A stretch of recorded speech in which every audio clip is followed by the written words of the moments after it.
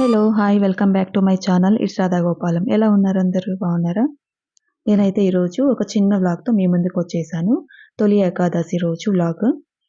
నేను ఎలా సింపుల్‌గా పూజ చేసుకున్నాను. అలాగే ఏకాదశి రోజు ఎర్రగడ్డ గాని, తెల్లగడ్డ గాని తినరు కదా! కాబట్టి నేను ఆ 2 యూజ్ చేయకుండా పన్నీర్ కర్రీ చేశాను.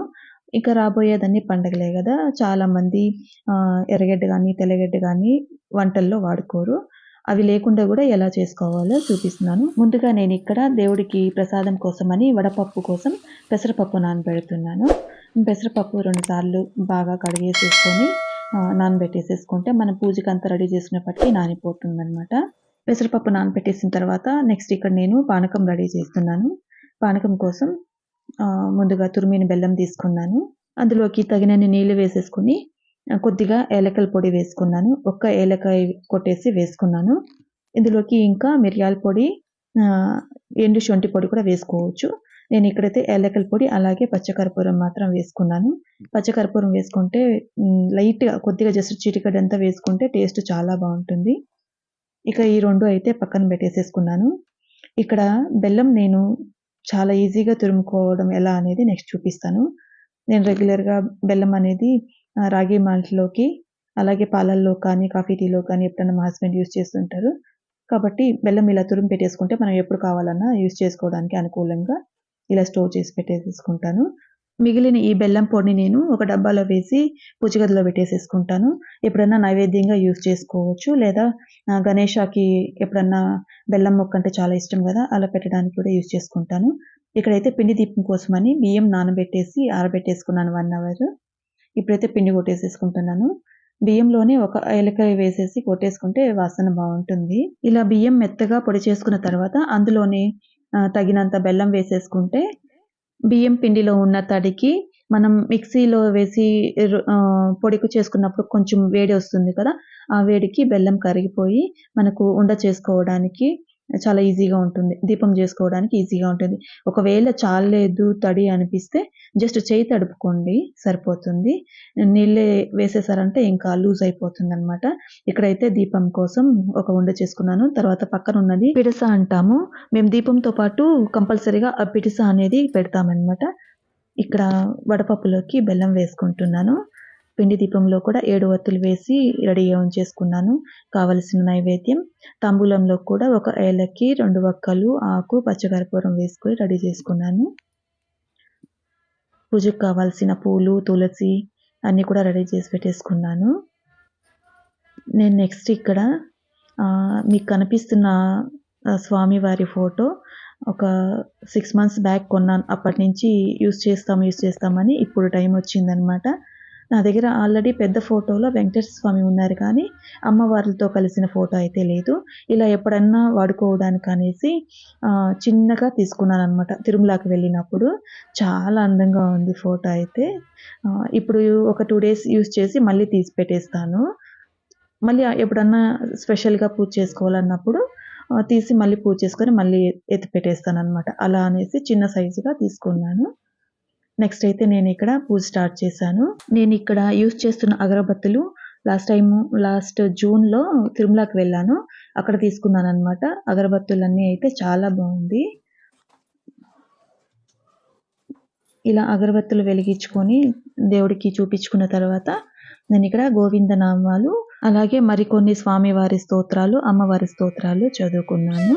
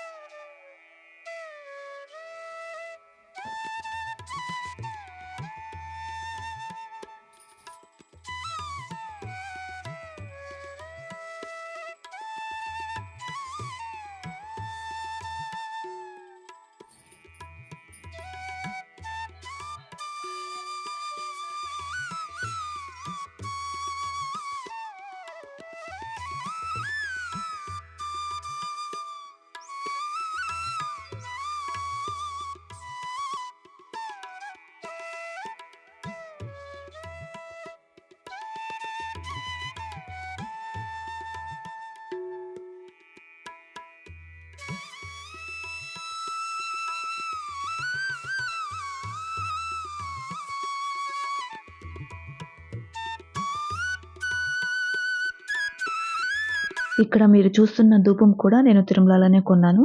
నేనిక్కడ తిరుమలలో నేనేమేమి కొన్నానని చూపిస్తాను. నేనైతే ఎక్కువేం కొనలేదు. ఈ అగరబత్తులు 4 రకాల అగరబత్తులు కొన్నాను. అన్నీ కూడా చాలా మైల్డ్ స్మెల్‌తో బావున్నాయి. ఎక్కువ మనకు ఎక్కువ స్మెల్‌తో మనకు లంగ్స్‌కి హాని కలిగించే విధంగా అయితే లేదు. ఇదైతే ధూపం అనమాట. మనం మామూలుగా బయట కొనుక్కునే ధూపం కన్నా కూడా ఇది చాలా బావుంది. కాకపోతే కొంచెం వెలగడం టైం తీసుకుంటుంది. మనం మామూలుగా తీసుకునే ధూపానికన్నా కూడా డబుల్ వెయిట్ ఉందిది. వెయిటు అలాగే హైట్ ఉంది. ఆ స్మెల్ అయితే చాలా మైల్డ్‌గా అగరబత్తులు ఎలాగైతే వెలుగుతాయో అలాగే మెల్లగా సన్నగా వస్తుందనమాట. పొగ కూడా ఎక్కువ లేదు ఇందులో. ఇందులో కావాలంటే మనం మామూలు సాంబ్రాణి కూడా వేసుకోవచ్చు. స్మెల్ ఇది కూడా చాలా మైల్డ్‌గా ఉంది. అభయహస్త అన్నీ నేను యూజ్ చేసిన తర్వాతే మీకు చూపిస్తున్నాను. అన్నీ మంచి స్మెల్ ఉన్నాయి. చాలా బావున్నాయి. దివ్యపాద 7 రకాల అగరబత్తులున్నాయి. నేనైతే 4 రకాలే తీసుకున్నాను. దివ్య దృష్టి ఇదైతే. అన్నీ మైల్డ్ స్మెల్ చాలా బావున్నాయి. హ్యాపీగా తీసుకోవచ్చు ఎవరైనా. చాలా మందికి పొగ స్మెల్ పడదు కదా!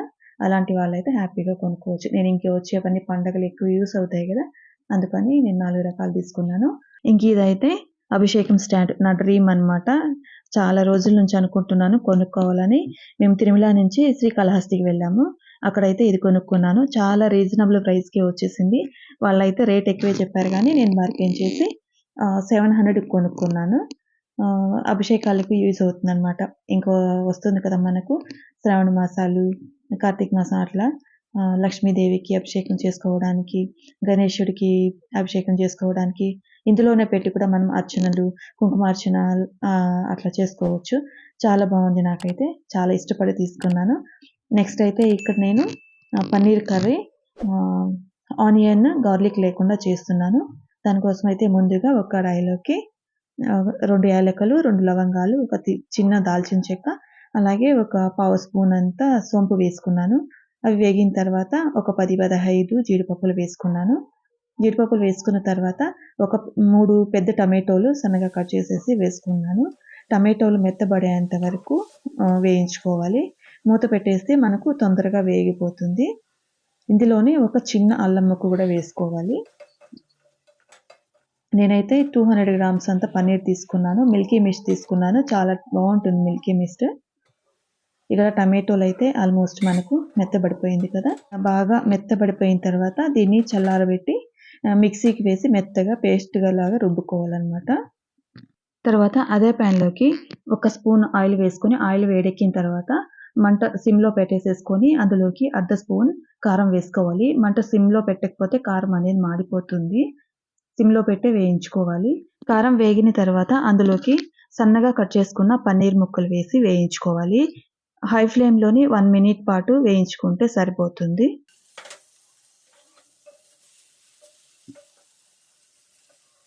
ఇలా పన్నీర్ ముక్కలన్నీ వేగిన తర్వాత దాన్ని ఒక కప్‌లోకి తీసి పక్కన పెట్టేసేసుకోవాలి.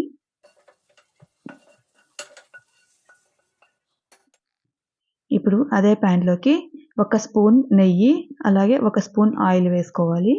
నెయ్యి, ఆయిల్ వేడెక్కిన తర్వాత అందులోకి ఒక 2 బిర్యానీ ఆకులు, ఒక యాలక్కి, ఒక చిన్న దాల్చిన చెక్క వేసి వేగిన తర్వాత మంట సిమ్‌లో పెట్టేసేసుకొని అందులోకి సరిపడ్డ కారం, ధనియాల పొడి, అలాగే పసుపు వేసి వేయించుకోవాలి. ఒక 10 సెకండ్ల పాటు వేయించుకుంటే సరిపోతుంది. తర్వాత ఇందులోకి మనం మెత్తగా రుబ్బుకున్న టమాటో, జీడిపప్పు పేస్ట్ వేసి బాగా కలుపుకొని మూత పెట్టేసి ఒక 5 నిమిషాల పాటు సిమ్‌లో ఉడికించుకోవాలి. మంట కంపల్సరీగా సిమ్‌లోనే పెట్టుకోవాలి. ఎందుకంటే ఇందులో మనం జీడిపప్పు వేసాం కదా! జీడిపప్పు తొందరగా అడుగంటిపోతుందనమాట. కాబట్టి సిమ్‌లో పెట్టేసుకొని మనం దీన్ని ఉడికించుకోవాలి. ఇలా 5 నిమిషాల పాటు ఉడికిన తర్వాత మరొకసారి దీన్ని ఇలా కలబెట్టుకొనేసి ఇప్పుడు ఇందులోకి నేను ఒక అర్ధ స్పూన్ షుగర్ వేశాను. షుగర్ వచ్చేసి పూర్తిగా ఆప్షనల్. ఇష్టముంటే వేసుకోవచ్చు. లేదంటే స్కిప్ చేయొచ్చు. నాకు పన్నీర్ కర్రీలోకి షుగర్ అంటే ఇష్టం కాబట్టి నేను వేశాను. మీకు ఇష్టం లేకుంటే వేసుకోవద్దండి. ఇలా షుగర్ వేసి కలబెట్టుకున్న తర్వాత మనం వేయించుకున్న పన్నీర్ ముక్కలు కూడా వేసి ఒకసారి మెల్లగా కలబెట్టేసేసుకొని అందులోకి సరిపడ్డ నీళ్లు వేసుకోవాలి.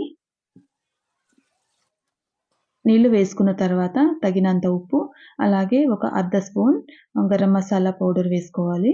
గరం మసాలా పౌడర్ అన్ని వేసుకున్న తర్వాత ఒకసారి కలిపెట్టేసేసుకొని, నాకిక్కడ థిక్‌గా అనిపిచ్చింది. కాబట్టి మరి కాస్త నీళ్లు వేసుకున్నాను. నీళ్లు వేసి కలబెట్టుకున్న తర్వాత ఇప్పుడు ఇందులోకి కొద్దిగా కస్తూరి మేతి, అలాగే కొత్తిమీర గూడా వేసి బాగా కలబెట్టుకున్న తర్వాత మూత పెట్టేసి సిమ్‌లోనే 5 నిమిషాల పాటు ఉడికించుకోవాలి.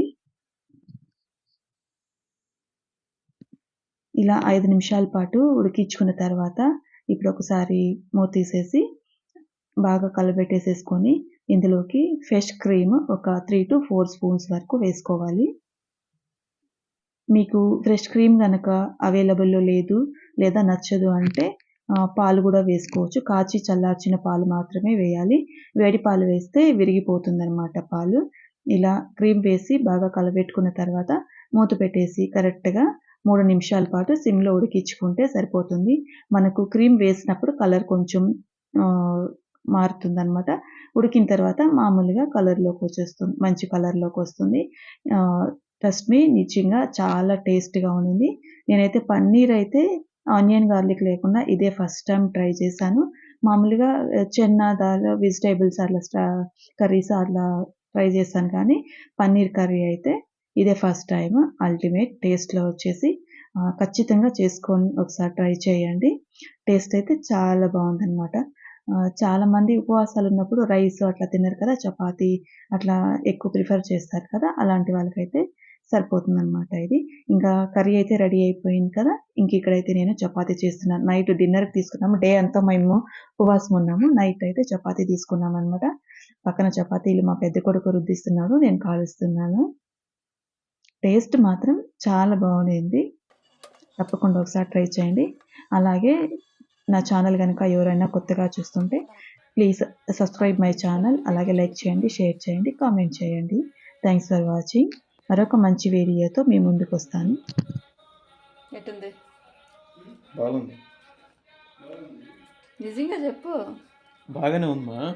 ఓకే. ఇక్కడ వాడేదో నేను అడిగిన దానికి బాగుంది అని చెప్పాడు అనుకున్నాను కానీ నేను తిని చూసిన తర్వాత అనిపించింది అమేజింగ్ అనమాట. టేస్ట్‌లో మాత్రం సూపర్ డూపర్ హిట్ అయింది. తప్పకుండా ఒకసారి అందరూ ట్రై చేసి చూడండి. Thanks for watching. మరొక మంచి వీడియోతో మీ ముందుకొస్తాను.